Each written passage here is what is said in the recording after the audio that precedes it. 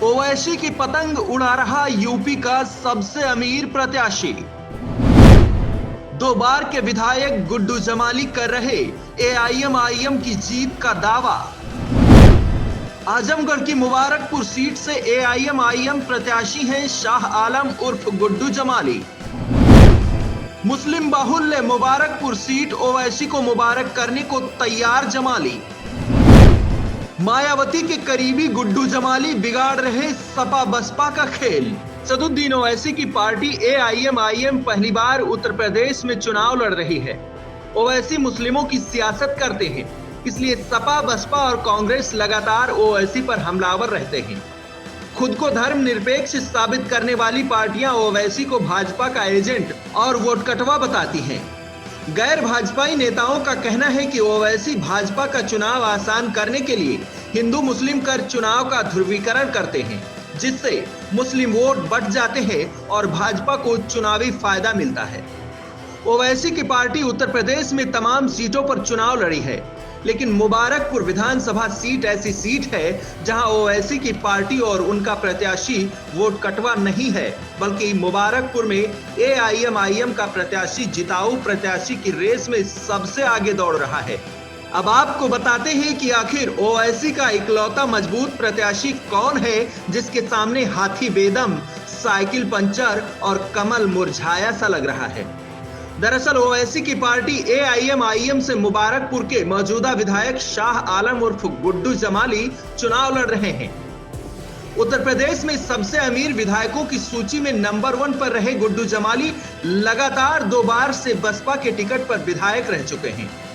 लगभग 195 करोड़ रुपए के मालिक गुड्डू जमाली चुनाव से ठीक पहले वह बसपा छोड़ सपा में शामिल हो गए और अखिलेश से सपा का टिकट मांग रहे थे, लेकिन अखिलेश यादव ने उन्हें सपा का टिकट न देते हुए मुबारकपुर से अखिलेश यादव नाम के नेता को सपा प्रत्याशी बनाया, जिसके बाद गुड्डू जमाली ओवैसी की पार्टी से मुबारकपुर के चुनावी मैदान में कूद पड़े। आपको बता दें कि मुबारकपुर में मुस्लिम आबादी सबसे ज्यादा है और मुस्लिम दलित समाज के वोटों के दम पर ही बसपा ने 1996 से मुबारकपुर सीट पर कब्जा कर रखा है।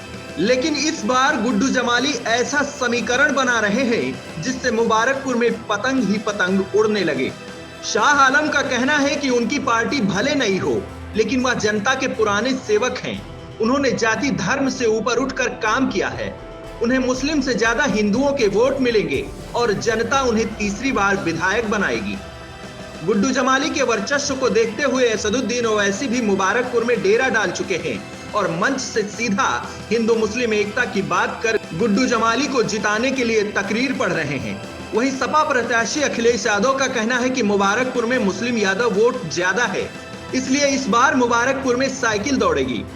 बात करें बसपा प्रत्याशी सलाम की, तो वह कह रहे हैं कि गुड्डू जमाली 5000 वोट पर सिमट जाएंगे और एक बार फिर मुबारकपुर में बसपा की जीत होगी। वहीं भाजपा प्रत्याशी अरविंद जायसवाल का मानना है कि मुस्लिम वोट 3 भागों में बंटने से इस बार मुबारकपुर में कमल खिलेगी। आपको बता दें कि मुबारकपुर में मुस्लिमों के एक धड़े का मानना है कि आलम का समर्थन हर बीतते दिन के साथ बढ़ रहा है और वह हिंदू मतों को भी अपने पक्ष में कर सकते हैं, क्योंकि उन्होंने महामारी के दौरान लोगों की मदद की थी, जिससे वे उनके आभारी हैं।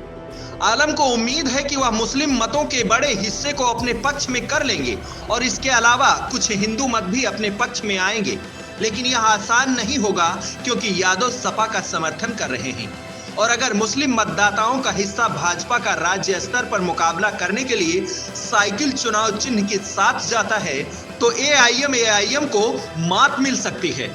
फिलहाल देखना यह होगा कि ओवैसी के धन कुबेर प्रत्याशी शाह आलम के 10 साल का कामकाज और धन बल उन्हें इस बार जीत दिला पाता है या ओवैसी की पार्टी से चुनाव लड़ना शाह आलम उर्फ गुड्डू जमाली की सियासी भूल बनकर रह जाती है। Bureau report, NDTV Bharat. देश दुनिया की ताज़ा तरीन खबरों से रूबरू होने के लिए सब्सक्राइब कीजिए आपका अपना चैनल एनडीटीवी भारत।